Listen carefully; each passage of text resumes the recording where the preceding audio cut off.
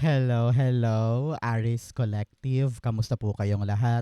Ako po ito si James from James Tarot PH. Ito po ang inyong monthly reading for July 2026. Alamin po natin ang naghihintay sa inyo para sa buong buwan na ito. But first, mga Aris, ihanda mo na ay yung isang tanong ha. Kung meron kang one question at talagang gusto mong masagot yan, hawakan niyo po yan. At sa dulo po, atin po yung babasahin by using these cards. Okay? Let's begin. Holy Spirit, Spirit Guides, guide us for today. Inhale and exhale your cards for the month. Ooh, nice. Beautiful. Siya nga pala mga mahal kong Aries, thank you ha sa lahat po ng mga patuloy na sumusuporta sa atin every time po na meron tayong libreng reading para po sa inyo. Thank you rin po sa mga nagla-like, nagko-comment, hindi nag-i-skip ng ads. At sa mga new subscribers natin, welcome po sa inyong libreng reading para po sa buwan na ito. So keep on liking, keep on commenting, and thank you po for not skipping the ads. So, in the background of your reading, meron kang the Seven of Pentacles. Uy, sabi dito, napakamatyaga mo and you are very, very focused sa mga bagay na gusto mo nang magbunga, gusto mo nang magkaroon ng resulta. Ramdam ko dito yung labis-labis mong pagtitiis at paghihintay na may mangyari tungkol sa isang bagay. And makaasa ka na this July is really the month na mapipisa or magbubunga na or mahihinog na yung mga bagay na pinagtsatsagaan mo. So congratulations. Really, this is a week of good harvest, good result, at yung mga pagkalabo ngayon, lilinaw yan sa July at may kita mo na kung ano yung kakahinatnan na mga hinihintay mo. Partneran natin siya ng Cosmic Energy card, Insight. Insight is the fruit of wisdom. Keep a learning attitude. Sabi dito, kailangan yung pananaw mo, yung isip mo, yung iyong understanding ng bagay-bagay ay malawak, malaki. Nang sa ganon, hindi ka kaagad bumitaw para sa mga bagay na alam mong para sa'yo. And soon enough, no? Soon enough, you will see the fruit of your labor. Congratulations. Okay? Especially here, in your core energy, meron kang the Queen of Wands. Kailangan malawak yung pananaw mo pagdating sa iyong sarili. Hindi pwede na porket mabagal, porket matagal, porket na hinihintay mo magbunga yung isang bagay ay panghihinaan ka na agad. No. Sometimes you need to understand na things take time and things go on in God's perfect timing, 'di ba? So kahit pilitin mo yung isang bagay, kahit puwersahin mo yung isang bagay, si God pa rin naman ang masusunod kung kailan niya ito ibibigay. Pero sa ating reading for today, pinapakita na yung mga hinihintay mo darating, yung mga pinagtsatsagaan mo lalabas na. Okay? Kaya ngayon, trust yourself. Huwag ka nang papadala pa sa pressure sa paligid na parang, uy Aris, bakit ang tagal? Uy Aris, bakit wala pa din? Uy Aris, ano ba yung pinagsusumikapan mo? Bakit wala pa? Alam ko na gusto mo agad makuha para wala nang magtanong, para wala nang mangulit, para wala nang maghanap pa ng kung ano-ano sa'yo. Alam ko na gusto mo na magtagumpay. Pero ngayon, sabi dito, just believe. Believe in yourself na akin to, magagawa ko to. I'm just thinking positive and keber na. Keber sa ibang tao, keber na sa opinion nila. Basta ako, masaya ako at patuloy kong didilagan itong mga bagay na alam kong kaya kong patubuin at kaya kong maangkin when the time comes. And this July will change how you feel sa mga bagay-bagay. Parang sabi mo, I believe and I will attract. I have faith and I will not question. Parang ganyan. So just explore the world, maging go-getter ka, maging palaban ka, and just enjoy who you are. Enjoy your surroundings, enjoy what you need and what you want in life. Okay? Queen of Wands, the Seven of Cups. Uy, tinan mo naman. 7, 7, and 7. Talaga namang a very, very, very lucky energy. Meron ka pang the Wheel of Fortune dito, no? So makakaasa ka talaga na dahil sa husay at galing mo, yung mga hinihintay, pinagtsatsagaan ay talagang magabago na in your favor. Okay? So, si Seven of Cups, clarifying the Queen of Wands, sinasabi dito na this time, wala nang kalituhan kung ano yung posible para sa'yo. Kung dati parang iniisip mo, pwede ba ako dyan? Parang imposible naman. Pwede ba ako dito? Ay nako, baka hindi ako swak. Pwede ba ako dito? Ay nako, baka mahirap. Dati, puro ka pa alangan, di ba? Puro ka pa atras, atras, atras. Pero ngayon, mamimili ka na kung ano yung una mong gagawin na talagang potentially magubunga para sa'yo. Wala ka ng alinlangan ngayong July. Parang sabi mo, sige, pipiliin ko na to, papanindigan ko tong isang bagay, and then I will make sure na magubunga siya para sa akin. Parang ganyan. Congratulations, okay? So, Aries, ano ba yung mga wish mo for July? Comment down below. Hangarin na natin ngayon, i-manifest na natin ngayon kung ano yung mga balak mo maganap sa buwan na ito. Comment down below, it will happen to you. In the area of what you need to focus on, meron kang the Seven of Swords. Alam mo, sabi dito, mag-focus ka sa pagharap sa mga bagay-bagay. Hindi pwedeng umiiwas tayo. Narinig ko rin dito na minsan, palagi mong ginagawa yung mga bagay mag-isa. Sabi mo, ako na lang kasi nga parang mas madali kapag ako lang, mas mabilis matapos kapag ako lang, walang maingay kapag ako lang. Pero nangyayari kasi nahihirapan ka lalo kapag sinosolo mo or umiiwas ka or sinasarili lang lahat-lahat. Kaya nangyayari lalong tumatagal, lalo kang nabuburyong, lalo kang na-frustrate dahil nga sinasarili mo yung mga bagay-bagay. Panahon to for you, Aries, na i-share, no? I-designate yung mga bagay sa iba't ibang tao para hindi ka mahirapan sa pagbuo or paghinog sa mga bagay-bagay. Narinig ko rin dito na you need to understand that God gives you many people para makatulong sa'yo. Okay? Narinig ko rin dito na I know, minsan wala kang tiwala. Meron kang trust issues sa ibang tao. Meron kang trauma sa mga nakaraan mo. Kaya parang gusto mong solohin na lang to make sure na walang sasagabal or walang mangingialam. Pero sabi dito, lalo mo lang pinapahirapan ng sarili mo along the way So you need to open yourself dahil meron pa rin namang mga tao dyan sa buhay mo na magpapalinaw ng isip mo at magbibigay sa iyo ng garantiya at solidong paraan nang sa ganon yung mga hinihintay, inaasikaso, ginagawa ay dumating. No? Congratulations. Seven of Swords, meron kang the Queen of Wands. Binalik tayo. Si Queen of Wands all about trusting the process, trusting yourself, trusting the universe na kung ano man tong gagawin ko, magbubunga ng maganda.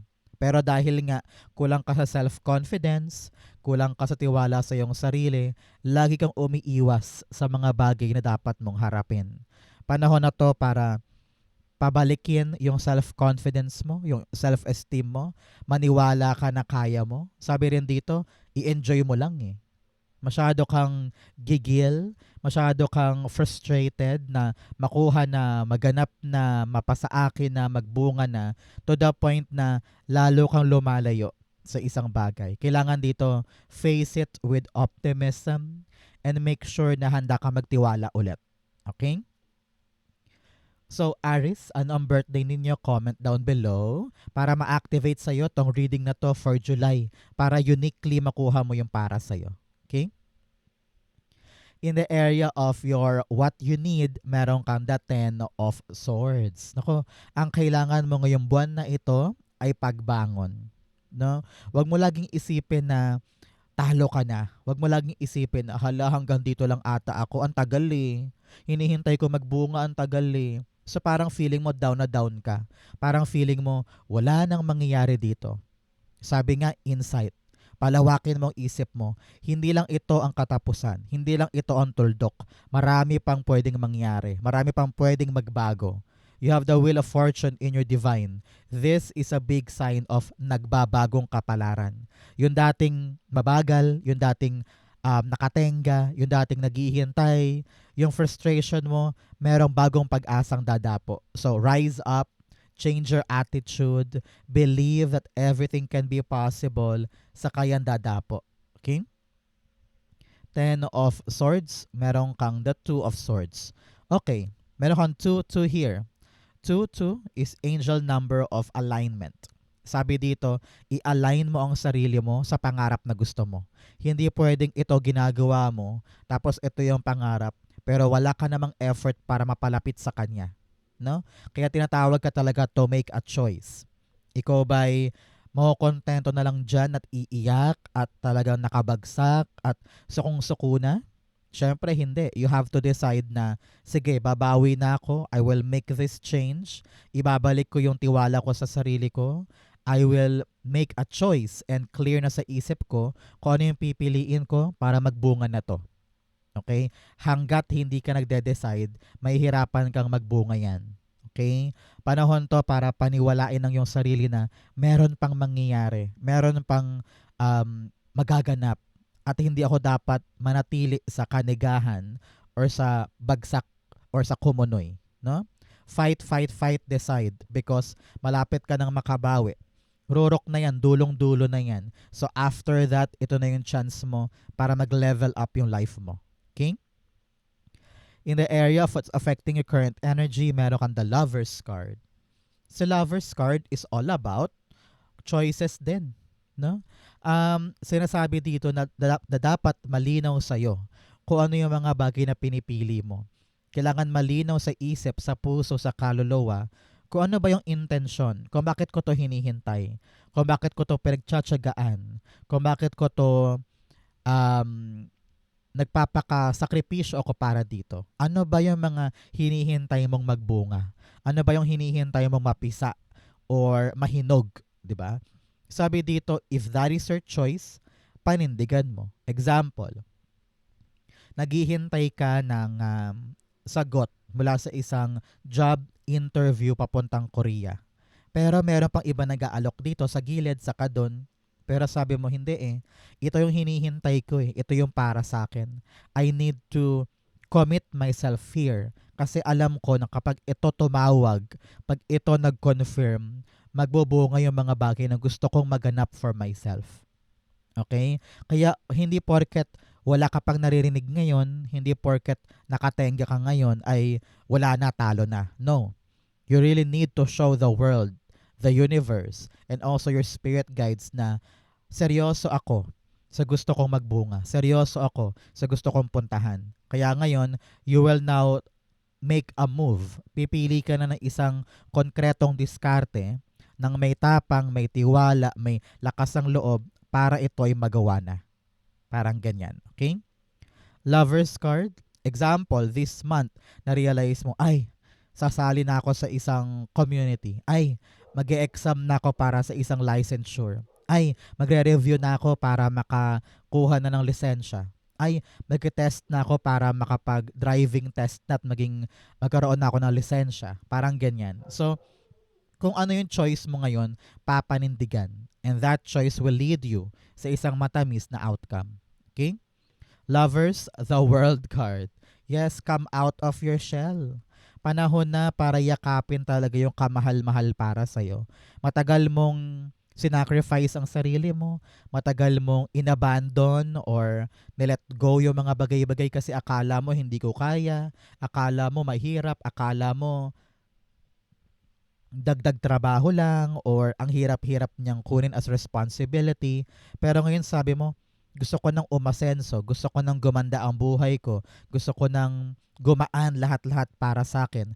At alam mong yung bunga na ito ang makatulong para doon. Kaya ngayon, make your commitment. Dapat clear sa'yo at saka sa family mo or sa loved ones mo kung ano tong bagay na gusto mong ipaglaban. Okay? Importante yan. In the area of your near future, meron kang the Eight of Swords.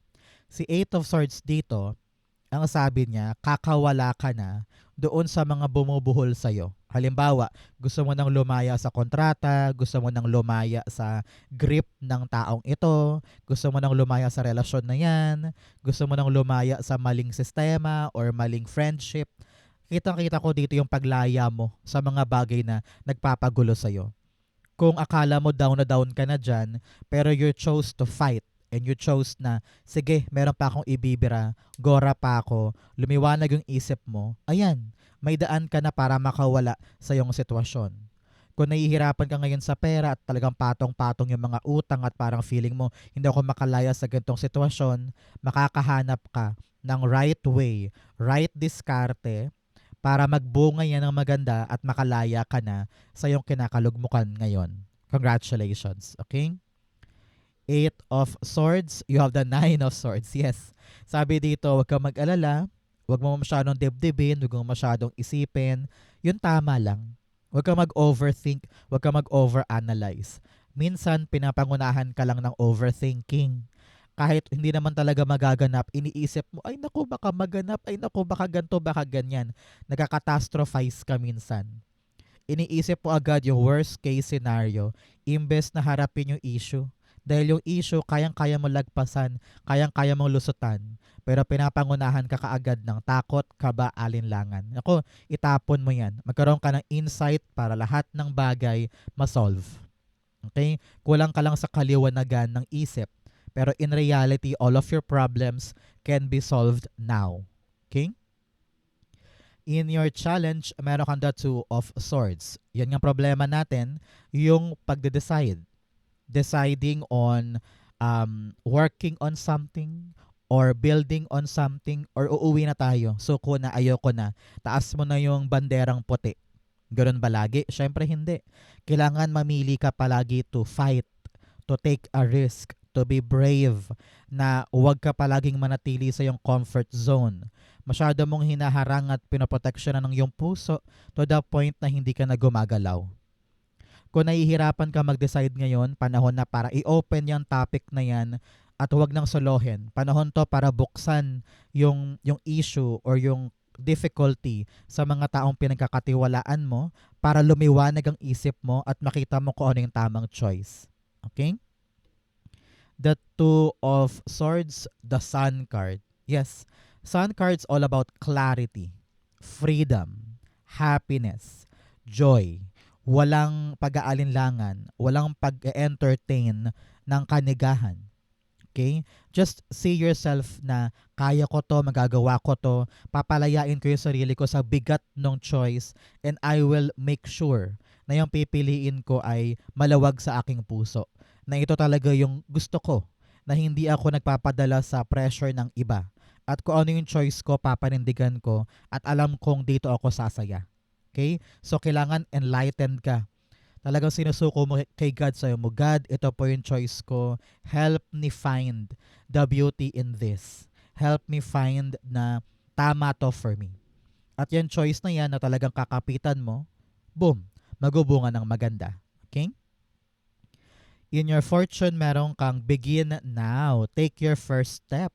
Sabi dito, ngayong July, ang tamang panahon para kumilos ka sa mga options mo, sa mga choices mo, para magbunga na yung gustong mangyari, para makabangon na, para makalaya ka na dun sa stagnancy, at magkaroon ka na ng enjoyment tungkol sa mga bagay na gusto mong ipaglaban. Okay? In your fortune, meron kang the Three of Pentacles. Sabi dito, do not worry, Aries, do not worry, dahil maraming tao sa paligid mo ang tutulong sa'yo this July. Kung ano man yung inaasikaso mo, you will find the right person na talagang makikinig, maniniwala sa'yo, aalalayan ka, susuportahan ka para bumilis, gumanda, dumali, kung ano man tong aasikasuhin. Kung kayo po ay content creator, biglang dadami dito yung iyong followers, subscribers, viewers, no? And they are really applauding at talagang tinatangkilik nila yung mga kaya mong i-offer sa kanila. Congratulations. Panahon din to para maging leader ka, no? Ipamalas mo yung leadership skills mo. Nakita ko rin dito sa ma-view ay ipapakita na yung kanilang pine-prepare at maraming tao ang hahanga doon sa product mo or sa inaasikaso mo. This is all about you gaining traction sa mga pinaghihirapan. And you will find the people na handang sumuporta at handang iangat ka patungkol sa mga gusto mong maganap. Congratulations. Okay? Three of Pentacles, the Five of Pentacles. Yes. Away ka na from your struggles. Congratulations. Kung dati solong-solo ka lang na parang feeling mo, bakit ganun walang tumutulong sa akin? Bakit ganun ang hirap-hirap? Biglang boom. Darating ang mga fairy godmother or assistants or mga gabay tungkol sa problema mo.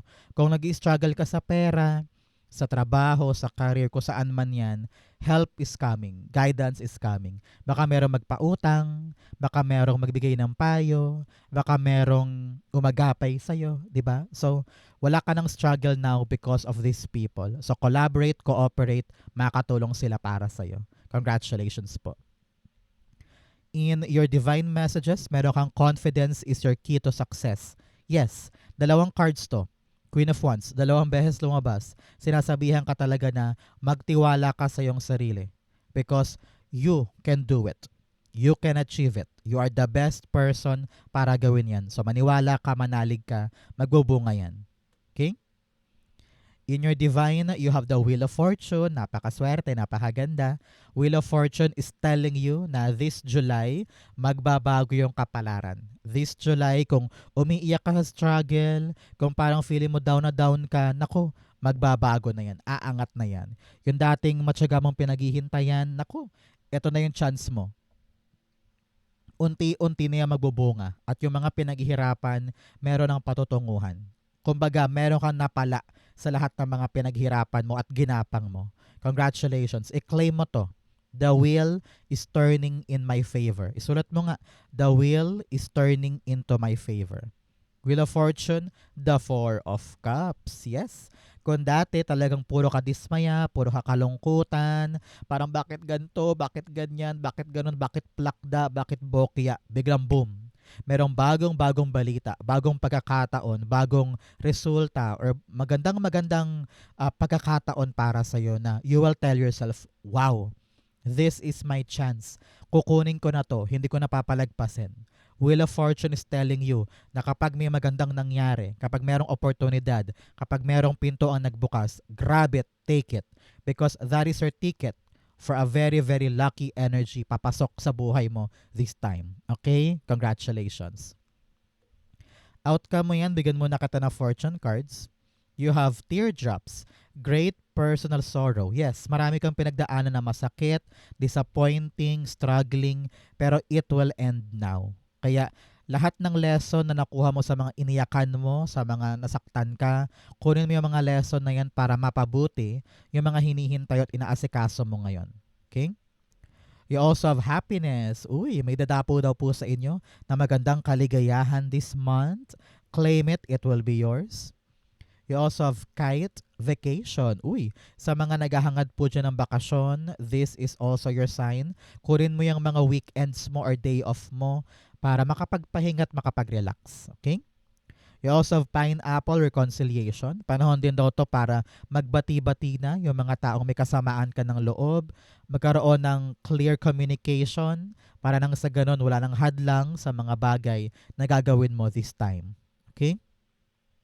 Ang outcome ni Aries for July 2026 patulay ng Agosto, meron kang justice. Beautiful. Yes. Talagang gumaganti na sa iyo ang kapalaran. Kung ano yung mga pinagkait noon, ngayon babawi na siya. Kung meron kang mga napalagpas, nabitawan, nilayuan, pinaubaya, ngayon, sabi ni God, oh, Aries, ikaw naman. Ikaw naman ang makakakuha ng magandang bagay, ikaw naman ang makakalasap ng magandang bunga, at lahat ng pinaghirapan, lahat ng pinagtiisan, boom, matamis ang resulta. Congratulations.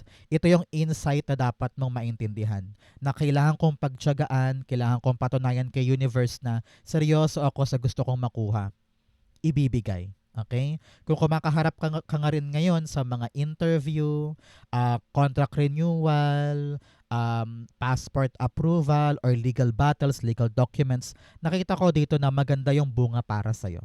Justice, The Empress card. Yes, talagang manganganak na, no? Magbubunga na, mapipisa na hinog na. Kung ano mo tong kine-create mo, nako, pabor na pabor para sa'yo. Kaya importante dito, Aries, na balansehin ang buhay para you feel good, you look good, hindi ka masyadong um, tawag dito, lantang gulay, no? Kailangan you nourish yourself, take care of yourself para patuloy na dumating yung magandang resulta or magandang harvest sa inaasikaso mo.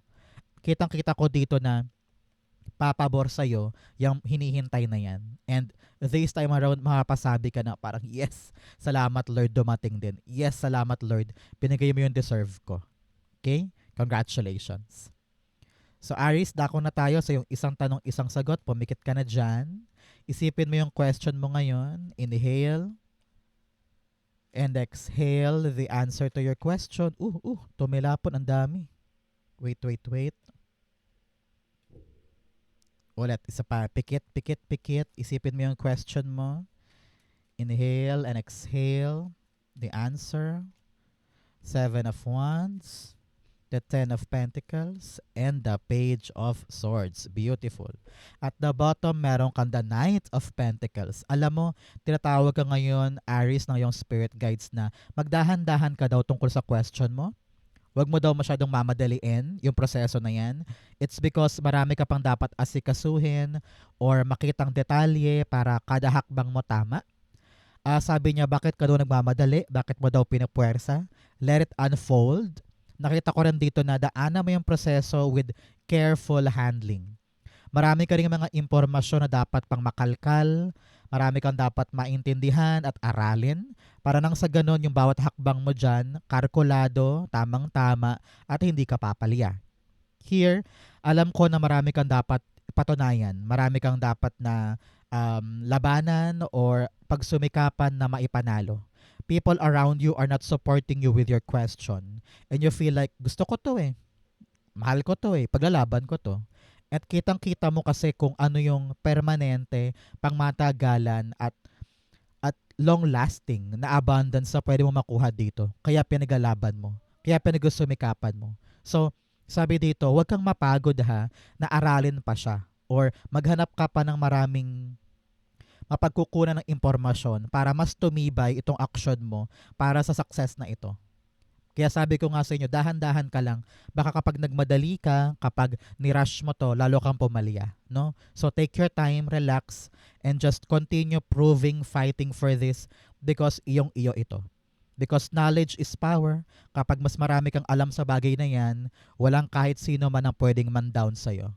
And this will be a great, great success for you. So just relax, enjoy every bit of this, and paunti-unti you will reach your destination. You're gonna be very, very happy sa makukuha mo. Congrats ha. So Aries, naghihintay ka ng yes or no, the answer is yes. Yes na yes na yes. So kailangan tandaan mo yung sinabi ko sa'yo para totally maging successful yan para sa'yo. Congrats po. Okay? So Aries, iyan po ang inyong isang tanong, isang sagot. Ganon din po ang inyong July 2026. Saan po kayo naka-resonate? Comment below. Babasahin ko po yan. Thank you Holy Spirit, Spirit Guides for the clarity and messages na dapat malaman ng mga Aries this month. Thank you po for watching hanggang dulo. I love you. This has been James for James Taro PH. God bless everybody.